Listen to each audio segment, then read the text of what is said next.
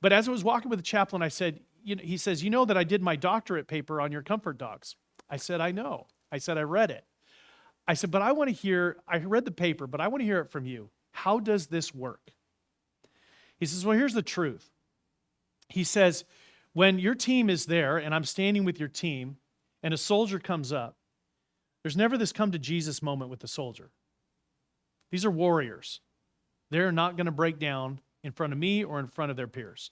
It's not going to happen. But what happens is they begin to pet that dog. And they'll start talking about their dog back home. And then a day or two later, we'll be in the mess hall, and that soldier will come up to me, and as he walks by me, he'll go, hey, chap, can I see you? Can I make an appointment to come see you?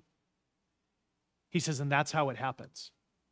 He says, what happens is the same trust that they feel and experience, which, by the way, is science.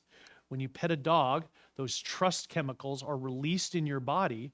There's a transfer of that trust to the humans that are there.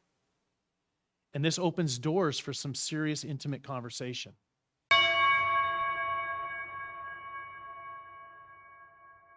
Well, good morning, everyone. It's an honor to be here. I should say aloha, huh? Aloha, and mahalo for allowing me to be with you. What I thought we would do Yeah, and with my California upbringing, I also have to add a dude to it. So, yeah, I'm kind of a mutt, I guess. I'm really glad to be here. I serve Jesus as the president and CEO of Lutheran Church Charities, and I'd like to share a little bit with you about Lutheran Church Charities and what we do at the very end. But I know kind of how this goes. Like some of you didn't know, you had no clue that you were going to, be forced to listen to me today. And so you came here expecting a Bible study. And so what I thought I would do is I'm going to try to pull a rabbit out of my hat, and I'm going to try and blend two things together. I'm going to tell you a little bit about Lutheran Church Charities when we end, but I want to start with talking about something that is the focus of our message today, which is all about sending or being sent and going. And so we're going to just kind of quickly take a look at the biblical survey, is what I called it, of being sent.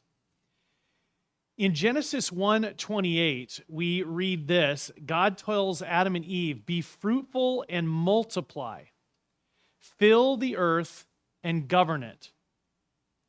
I just want to think for a second. He's saying this to two people. Do you know how big the earth is? And he's saying to two people, be fruitful, multiply, fill the earth, and govern it. And let's just be honest. How many of you would just kind of look at God and go, are you being serious right now? This is crazy. This is crazy talk. How's that going to happen? And yet look where we are today. That's one of the things that has happened.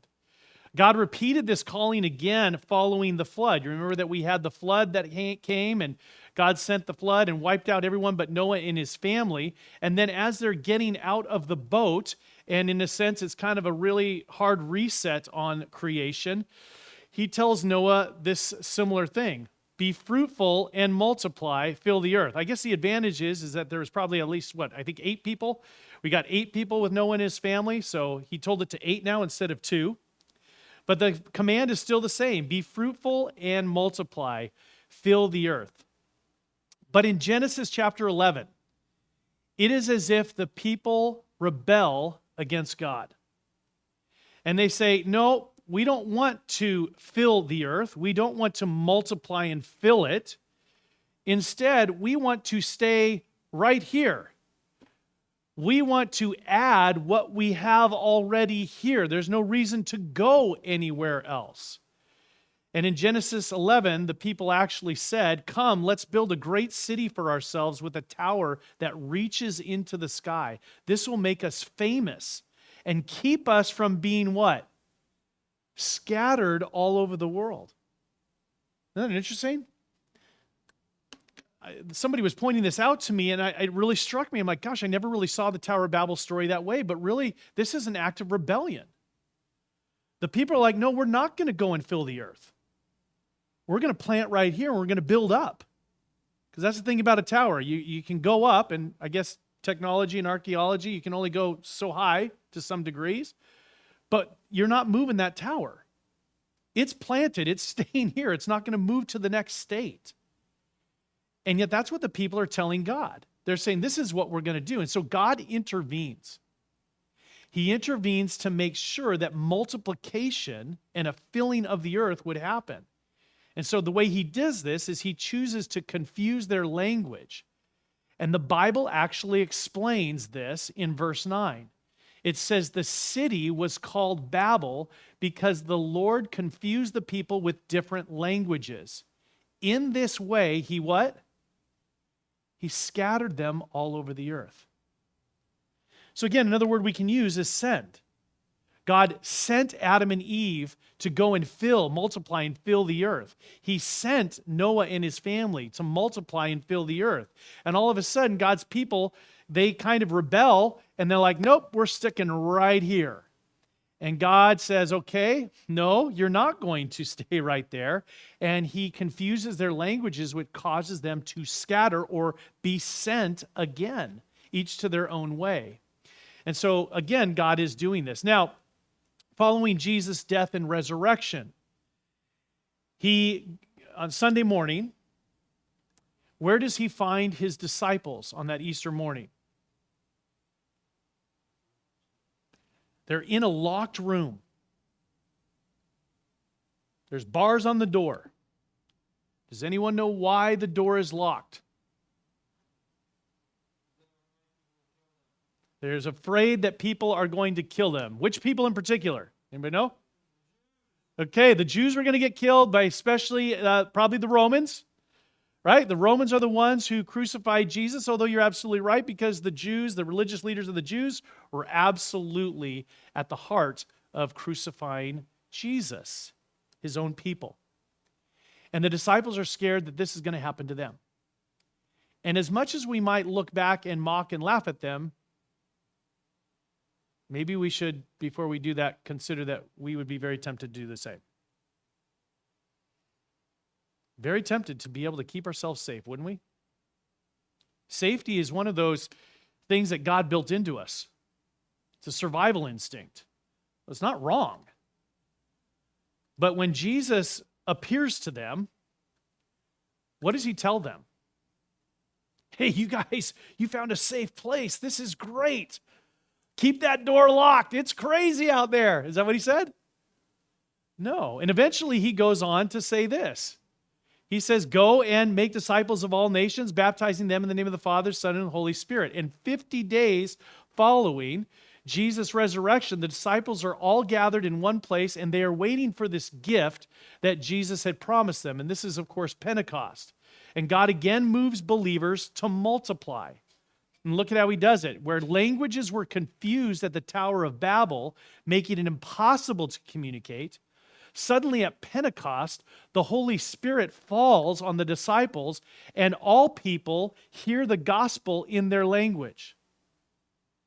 They hear the gospel in their own language.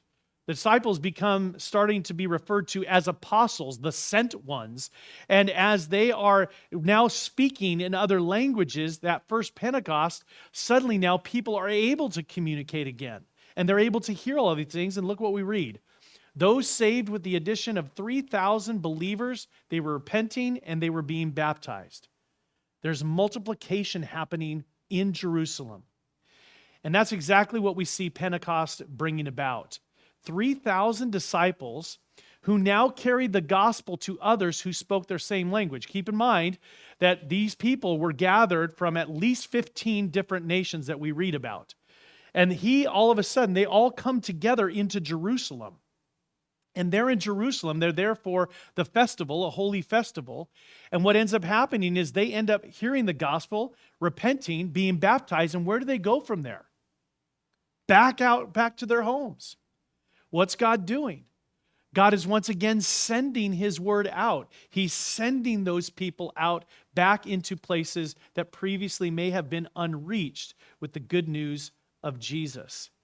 And at least those 15 names, when you think about that and you move forward from Acts chapter 2, when you get to Acts chapter 8, this is really kind of about Jerusalem. But after Acts 8, Stephen is martyred. He's killed for his faith. But one of the things that we understand from that incident, and the Bible clearly states this, is that because of that martyrdom and persecution, suddenly the gospel really intentionally leaves Jerusalem and starts heading out to fulfill what God said was going to happen, that his word was going to go out from Jerusalem to Judea and Samaria and all ends of the world. And so this act that happens to Stephen actually is an instigating factor where suddenly now people are being sent and they're crossing major ethnic boundaries. In Acts chapter 8, they're going into Samaria. In Acts chapter 10, they go into Gentile territory with the conversion and the conversation with Cornelius. And then in Acts 13, Antioch finds Paul and Barnabas going there. And we continue to see God's word going out, his people being sent out to deliver this gospel. So I wonder, and you're going to hear more about this in the message, I wonder about the sending that God has for you. Where is God sending you? As we think about that calling, I really want to think about and share with you one of the callings that we see through the lens of Lutheran Church Charities. Because our partnership is with churches and congregations like this one. And we are not here, even though we were here this weekend to train in spiritual first aid. I tell Pastor Mitch and everybody that I talk to, we are not here to give you some kind of a program and leave. We really view ourselves as being partners in ministry as the Lord sends us out together. That's what this is about. We need each other. And so how can we walk together in faith? And when we think about that, I'll tell you a little bit about LCC and how we do that. Our purpose is to share the mercy, the compassion, the presence, and the proclamation of Jesus Christ to those who are suffering and in need. That's why we exist. And what we do is we do that through 4 particular ways. We actually do have international ministries that we do where we're basically doing a lot of human care and child welfare work. We're in 7 different countries, actually 8 now. We also have a discipleship program that we do. We have some Bible studies as well as some devotions that go out every single day. But there are 4 specific ways that we do that here in the States. And number 1 is the one that we're probably the most well known for, and that's our Canine Comfort Dog ministry. So I'm going to tell you a little bit about that. I often joke that whenever I show up somewhere, they don't care that I'm the president and CEO of Lutheran Church Charities. The only question they have is, where's your dogs? That's all they really care about. So even in the prayers, Pastor Mitch is going to pray for the dogs more than the staff. That's fine. So we have a Canine Comfort Dog program I'm going to tell you about. We also have disaster response. And so we respond to hurricanes. We responded to the fires in Lahaina. I'm going to talk to you a little bit about that. We respond to derechos. We respond to flooding. We respond to apartment fires. We do a lot with our disaster response teams. And then we also have our Hearts of Mercy and Compassion. And I'm really excited to tell you about that ministry. That ministry is really growing for us right now. And that is a very unique ministry. I think when I show you some pictures, some of you may go, oh, I recognize that from the news. Because this particular ministry has been featured at almost every major national incident that we've shown up to.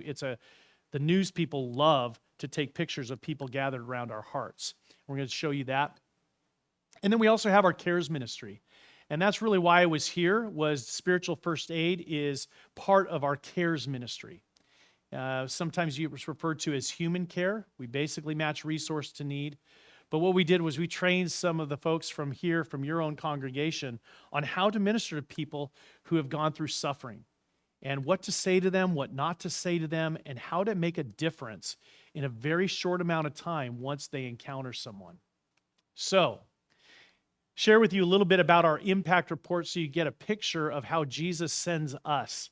And when I say us, I'm not just speaking about LCC, because the reality is this is not a staff of 500 people. We have a staff of 40 people. So you're going to ask me, well, how do you do all these things?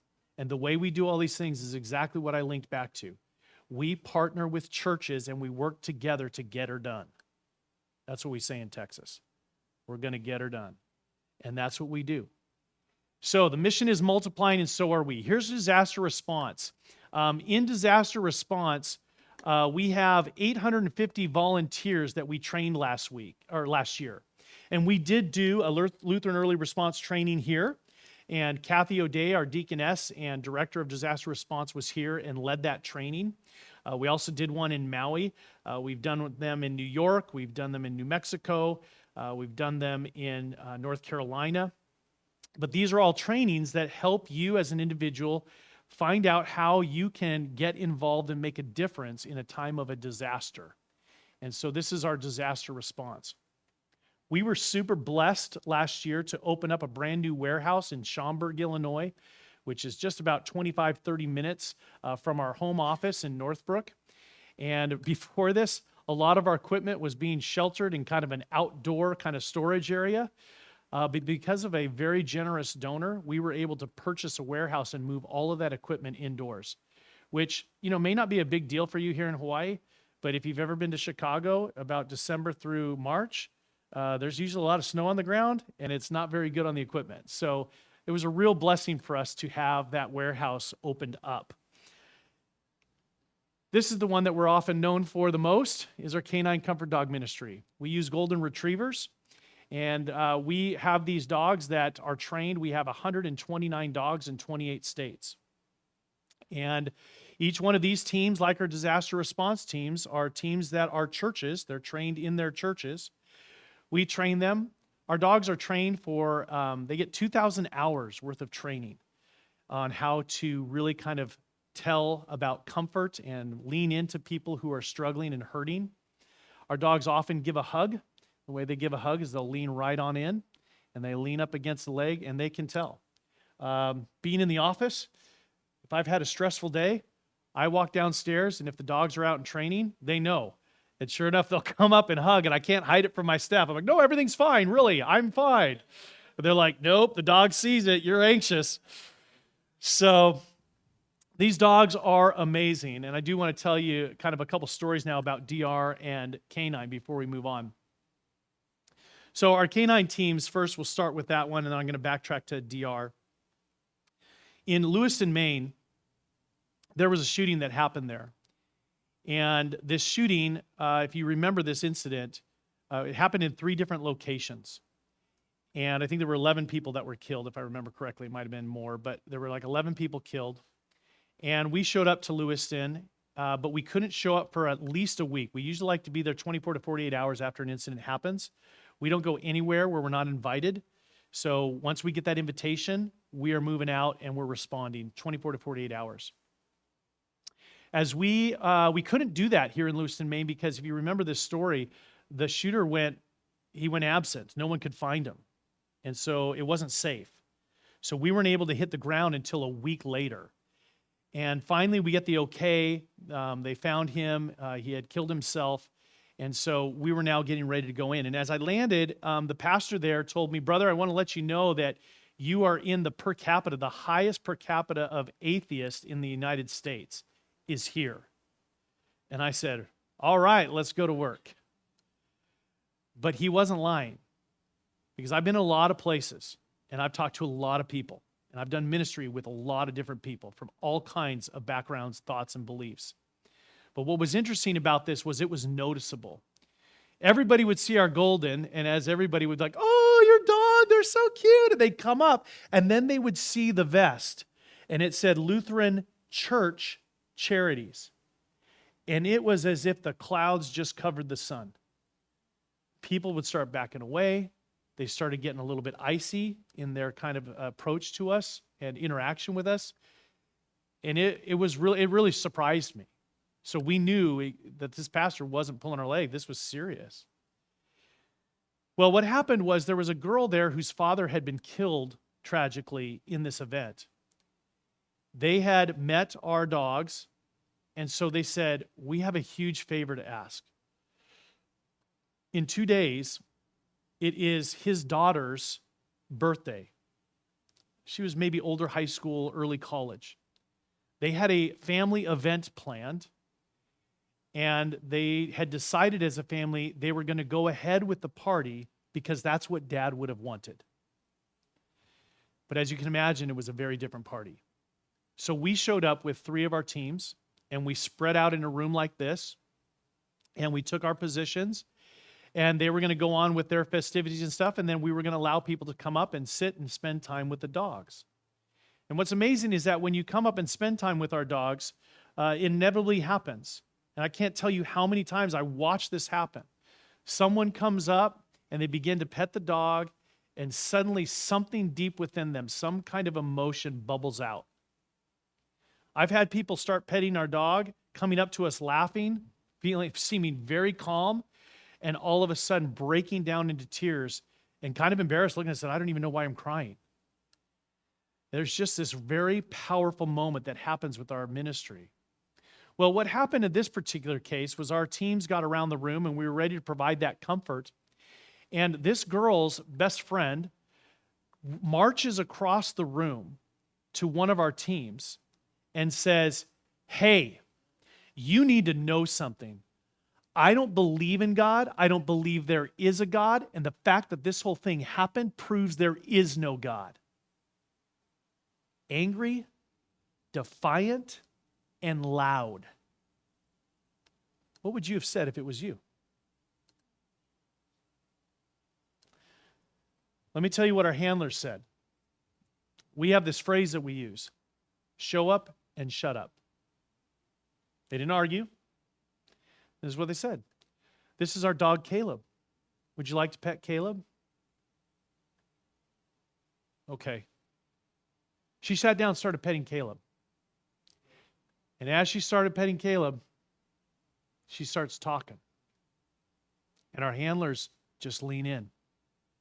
They notice her tattoos. They ask her about her tattoos. Ask her some questions she's bringing up about her life and some stories that she's telling. She spends a good, 7-10 minutes with the dog and gets up and leaves. They're getting ready to leave the party, and that girl walks back up to him and says, hey, I need to tell you something. You're the first set of Christians that I said this to that didn't argue with me or try to change my mind. You just listened to me. I'm going to need to give this Jesus thing a second look.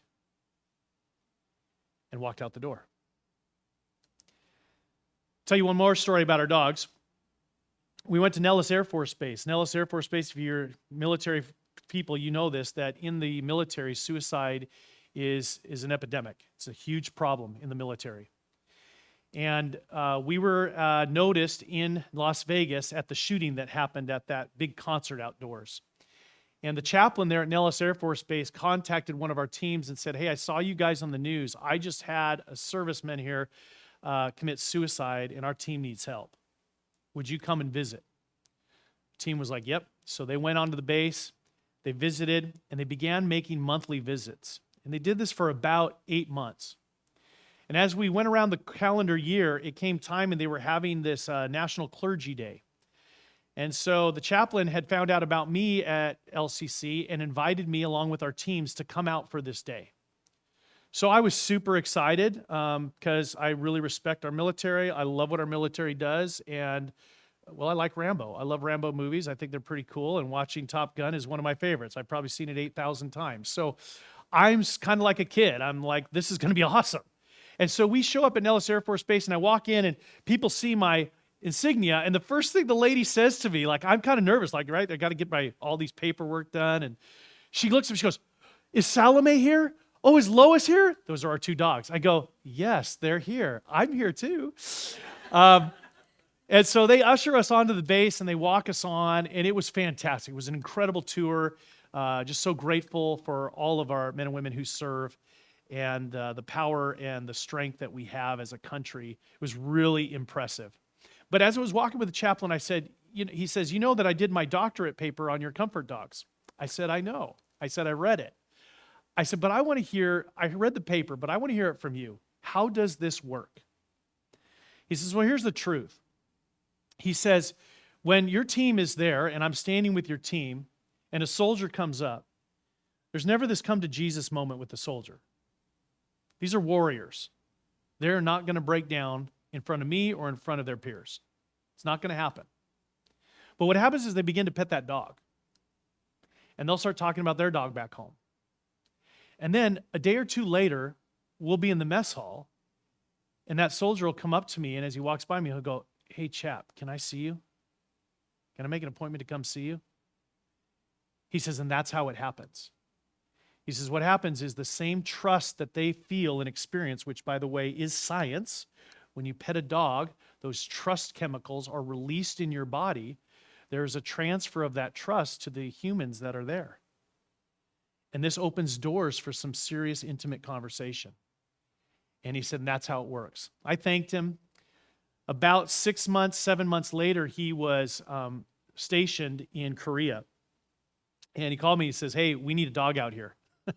I said, well, that might take some work, but yeah. He said, well, what I'm really calling for is, he said, did you see the annual report on suicide in the military? I said, no, I didn't.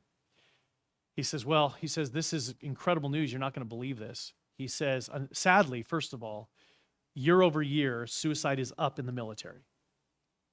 But at Nellis Air Force Base, it's down. And I'm telling you, it is because of your Comfort Dog program ministering on our campus. And I said, well, thank you. It's an honor to try and serve and make a difference. It really is, especially knowing what you guys do and stand for. We are honored to partner with you in this. And then he said, but Chris, I haven't even really dropped it on you yet. Now, if I told you, I'm going to do exactly what he did to me. If I told you that suicide at Nellis Air Force Base, after 8 months of us being there, if I told you that it went down 5%, that'd be pretty sweet, wouldn't it? That'd be incredible. 5%, that's significant. What if I told you 15%? What if I told you 25%? What if I told you 45%? What if I told you 60%? You'd call me a liar. It went down 77% year over year. So we always tell people, you're not going to believe it until you see it. And I'm a living witness of that. I give testimony to that. It's an incredible ministry, and we are super blessed. It opens doors for us unlike anything else. I want to go back and touch one quick story on DR. On DR, one of the things I love about DR is that, by the way, we don't charge anybody that we serve. So we have huge, heavy equipment, as I talked about with our warehouse. We've got individuals trained in chainsaw and tree removal. Up in Michigan, we got a call to go and serve there, an invitation. The district president welcomed us. We went up there, partnered with a local church there. The pastor said, I've got this elderly couple that is living, and they've got about 15 trees down. About 3 of them are huge trees, and they're blocking their driveway. They can't even get out of their house. And so our team said, we're on it. We're going to go to that location first. We'll go check it out.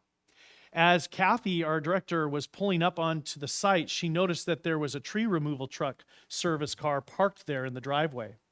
And she saw this elderly couple talking to an individual, and as she got closer, she could hear him explaining to them how much this was going to cost to have these trees removed. But as she got closer, she saw that the female was absolutely bawling. And Kathy knew right away what was going on. This guy was trying to gouge them and take all the money that they had to get these trees removed. And at that point, it was great because Kathy walked up and called them by name. They didn't know Kathy from anybody. And Kathy says, hi, Mr. and Mrs. So-and-so. And they're like, yes. And they're like, Pastor Mitch sent me over, told me that you had some trees to down. We're here to take care of it for you. And she turned to the guy and she goes, and you are? And he goes, I'm here with the tree removal service. And she goes, how much are you charging to have these trees removed? And he said the number, and she looked back at them and said, I just want you to know that we're not going to charge you a thing. We're going to get this done in a couple of days. And boy, they just grabbed onto Kathy and hugged her because it made a difference for them. And that's the impact of Lutheran Church Charities Canine and Disaster Response. Let me share with you a little bit more about our Hearts of Mercy and Compassion, because this likewise is an incredible story of how God sends us out to people. So if you see these hearts, you see the heart there on the right? This is a heart on a cross. And we've got a white cross there. We've got a heart, a blue heart on the front. There's a white ichthus or a fish on the front of that. And on that ichthus is cricketed a Bible verse. In the middle of that fish and ichthus is cricketed the name of either the person who's being honored or, in this case, the person who had lost their life. That's right. They were in Maui. That was our largest installation of our Hearts of Mercy and Compassion. We did 103 in Maui. We before that, it was 98 in Surfside in Florida at the condominium collapse. We did 98 there. This picture that you see here on the left, this is 100. Actually, this is 98, but it represents 149 individuals because some are family names. This represents those that were lost their lives in the Kerrville floods in Texas that just happened. Let me tell you about how this ministry started. There was a man who was a Christian and he was also a woodworker, and his son was tragically murdered. He chose to respond to this incident in his life by building a cross out of wood in his garage, painting it white, and delivering it anywhere in the United States where a child had been murdered. That was really kind of his recovery from this event in his life. And he got rather famous when he showed up to Colorado at an incident you may recall called Columbine.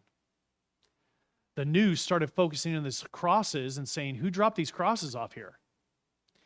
And what this really meant was that he started showing up to the same incidences that our canine groups were showing up to. And we became ministry friends. It got to a point, however, where he realized he was no longer going to continue to be able to do the ministry because of some health reasons. So in a very crazy way, he handed the ministry over to Lutheran Church Charities. When he handed the ministry over to us, he had done 26,000 crosses out of his own garage and his own bank account. So when we say that today we're nearing 4,000, it is truly an absolute honor for us to continue to carry this ministry out. And the reason why I say you've probably seen it in the news is because when we set these up, people start coming and they know exactly what to do. We have Sharpie markers that are hanging there on the post, and people like this girl you see there come up and they begin to sign the heart. When they run out of room on the heart, they sign the wooden beams, they sign the back of the heart, everywhere. And we have been at many, many major national shootings and crises where these have been deployed. This one with the girl is at the Annunciation Church in Minneapolis, and we were there. I don't think I've seen a more beautiful memorial and that many flowers in any place that I've ever been. It was really stunning, and our hearts and crosses stood there the entire time right in front. In Uvalde, New Mexico, where that incident happened, we still have our hearts and crosses up. We're over 3 years now, and the city people are saying, do not take those down. We're going to have a conversation because they're getting pretty weathered in the Texas sun, but they won't let the city people take them down. In fact, the city took them down once, and there was an outcry, and so they put them back. And my question is, Monterey Park, California, there was a shooting there at the Star Room ball dancing that happened. We gave to them their hearts. They put a bronze plaque on the front of the Civic Center directing people where the hearts were now going to be permanently placed inside a special museum that they had that included the town history. In New Orleans, you remember at New Year's Eve, there was that bombing shooting attempt that happened there, and they got that suspect. That was interesting. We put those hearts and crosses on Bourbon Street. We weren't sure how that was going to go. But those people took care of those hearts. They took care of them, and they are now in a museum there on Bourbon Street. And there's even a photo of then President Biden and First Lady Jill laying flowers right at our hearts. Very powerful ministry for us. And SFA folks, if you're SFA trained, this is one of the places where we tell our people, you go and you stand. Because as you stand there, you're watching people who are standing there with the hearts, and you start conversations with them, and you begin to minister to them right then and there. It's a really beautiful thing. And the last thing, as I shared with you, spiritual first aid is something that we've really been focusing on. Our CARES ministry has always been matching resource to need. We're really expanding this to a nationwide approach with having things like a food pantry network. We're finding that a lot of the folks we talk to within individual churches, they don't really have a support system. They don't really, they're really passionate about doing food pantry stuff in their church, but in many ways they're kind of reinventing the wheel because they're just trying to figure it out. And so we're drawing people who are passionate about this ministry all together so that they can share ideas and they can share what worked and what didn't work amongst churches. deaconesses and parish nurses. We've got a network for them. And then, of course, spiritual first aid is something that we're doing. We've now trained over 3,000 individuals in spiritual first aid. So as I wrap this up, there's a QR code. If you're interested a little bit more about LCC, you can scan that QR code. There's places for you to kind of get more information about us. We have a newsletter that goes out to email boxes every Wednesday. We have devotions that can come out to your email box every single day. I do the ones on Monday and Fridays. They're video. The other ones are all text or written. And then you can see a lot about our ministry, opportunities to support, because the truth is that you also might want to know, how do you do this financially? We do not take one dime from the federal government. We have no money that's given to us synodically or districtly for our bottom line. We are completely donor-based. One of the things that's also unique about Lutheran Church Charities compared to some ministries is that when we do what's called a special appeal, so for example, we did this for Lahaina, when we send out the special appeal saying we are going to respond to this crisis, our donors are responding within minutes of that email going out. Every dollar that goes in for that special appeal is going to meet that need. We do not take any dollars off of the top of that. And then once that need is met, then any extra amount of money that is still there rolls to the next like disaster. So that's very unique amongst a lot of nonprofits. And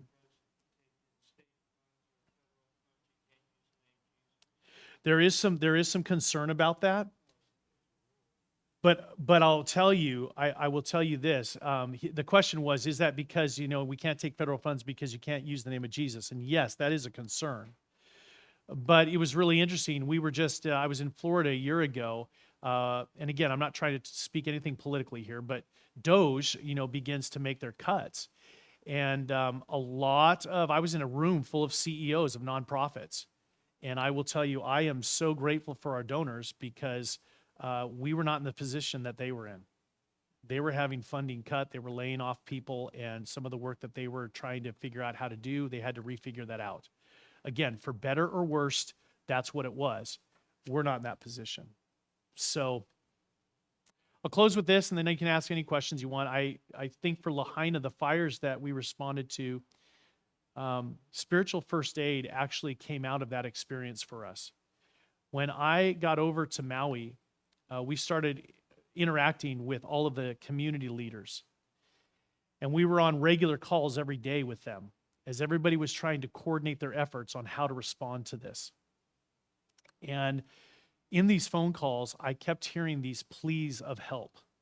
And the pleas were about this. Does anybody know psychological first aid?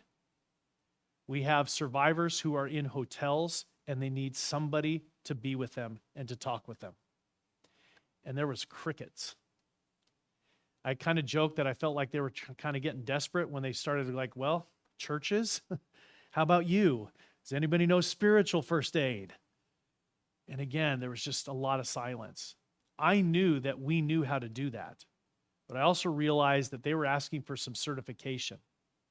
And so on the plane ride back from Maui to Chicago, I took psychological first aid, and I passed and got certified. And then, like every good Lutheran pastor, I said, I'm going to write a biblical version of this.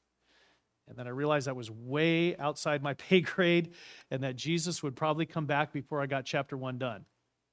And that's when I typed in spiritual first aid, and I met the guys from Wheaton College and Humanitarian Disaster Institute. And we have just been so thankful to be able to bring spiritual first aid out. And I'll close with this to really encourage your congregation, because I think this is one of the places where we have really intersected this weekend. What they're finding out in a lot of studies is that when someone goes through some kind of a trauma or bad news, one of the best ways you can help them push forward and recover from suffering and need happens within the first 15 minutes. So when you meet someone today and they've got bad news, I hope that you will hear me when I say you can make a difference even by spending just 15 minutes with them. Listening. You don't have to have the answer. You don't have to fix it.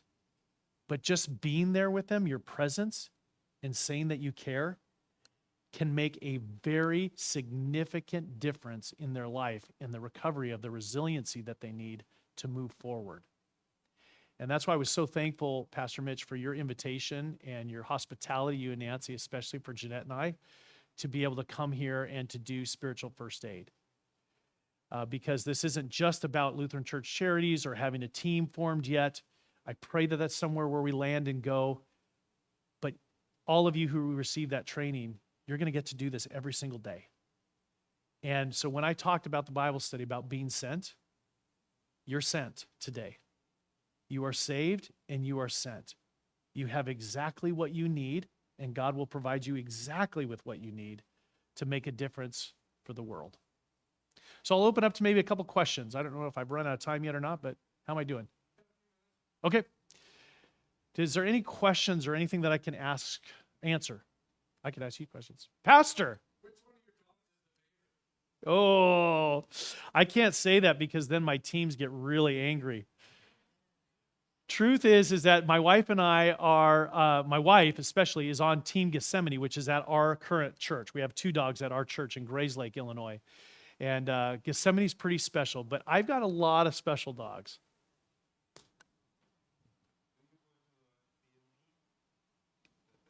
Best practices, yes, we did. Yeah. Yeah, we've been there all 3 years since I've been there. Yeah. Best Practices Ministry is in Phoenix, Arizona, and they gather all a bunch of churches together to share really good ideas. So yeah, I was there with Pastor Mitch. We were there together. Yeah.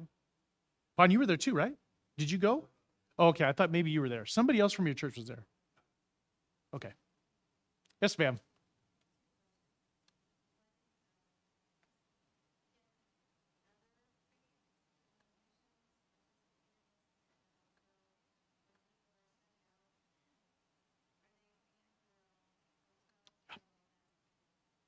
Great question. So the question was, can other denominations or faith participate? And then also, if you get deployed and you want to serve, what is the cost of that? So the way we work that with spiritual first aid and the way we're doing that is, first of all, we are putting leaders in place who will lead certain teams. And so when we go, for example, when we went to Minneapolis, we put out an invitation to everybody who had been trained in spiritual first aid and said, if you would like to serve, you can come. And then we appoint either a staff person or a key lay leader to be the leader of that team. And then we coordinate that deployment all together. And so that could be somebody from another faith or another denomination that could come to serve if they'd been trained in spiritual first aid. That also means that in terms of cost, what we do is we ask people to begin to set kind of their own missionary budget. And so what we ask them to do is to raise your travel funds. And then what LCC tries to do is, out of the appeal that we make, we cover we try to cover lodging for our teams, and that's what we cover. With that, I want to share with you one of the blessings about the church at large. There's enough bad news about the church at large, but I think this is incredible news. Is that, for example, in Minneapolis, when that happened, we put out a call, and we have people who are sitting in churches just like this who are on our teams, and they said, we're going. Without any promise of repayment, not knowing where they're going to go or what's going to happen, they said, we're going. And we all converged onto that spot. We met together and we began serving together. It is absolutely the best part of my job because it is a true joy to get there. So I hope that answers a couple of those questions for you. Okay. See one over here?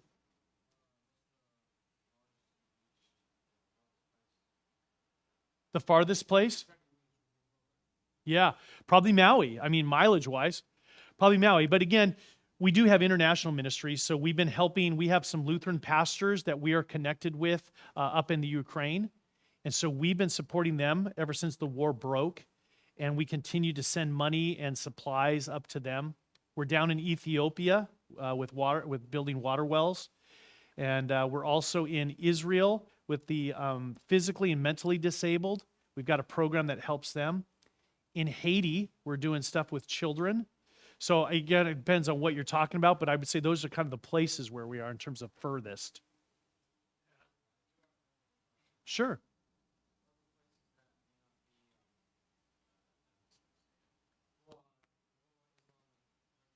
Yep.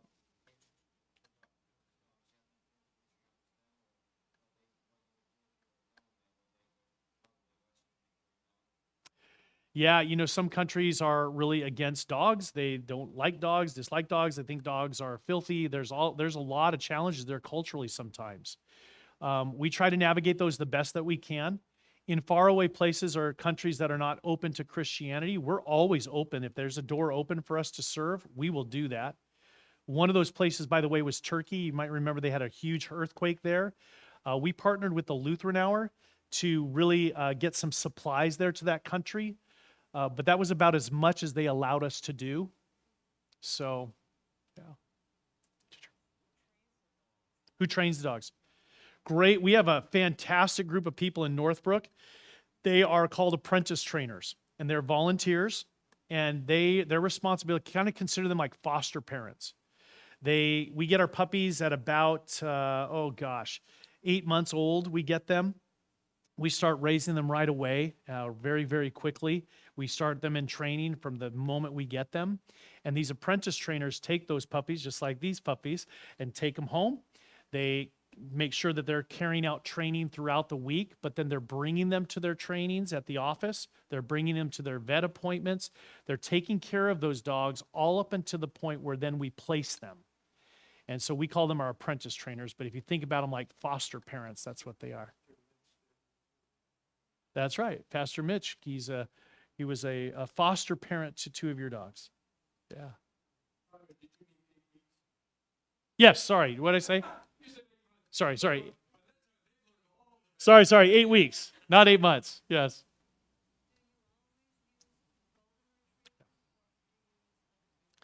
We have remained with golden retrievers. Yeah. No overly particular reason except that we really value their temperament. We feel like they are very, very well tuned in for comfort. As kind of proof of that, and not that other dogs aren't, but we just find that their temperament is really, really favorable to our program and what we do. I can't tell you how many times we've gone into a school and we have been in a gymnasium full of kids, and all of a sudden our dog will do a pull, and the handler knows between a disobedient pull and just a different kind of pull, and that dog will pull and go sit up next to a child. And the teacher will often ask us, "How did you know?" And we'll be like, "Know what?" That child just lost his mother. That child just had a hard time. I mean, and the dogs know. The dogs know. So.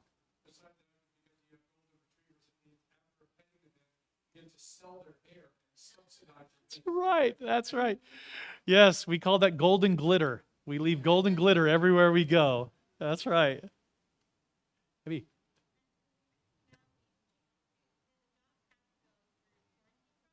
So, really good question. Did the dogs in Maui, did the dogs have to go to the quarantine? Unfortunately, we were not able to take the dogs to Maui. We tried to work that out. In fact, Pastor Mitch was instrumental in getting all the way to the top, where we got a big fat no. We did get kind of some consideration.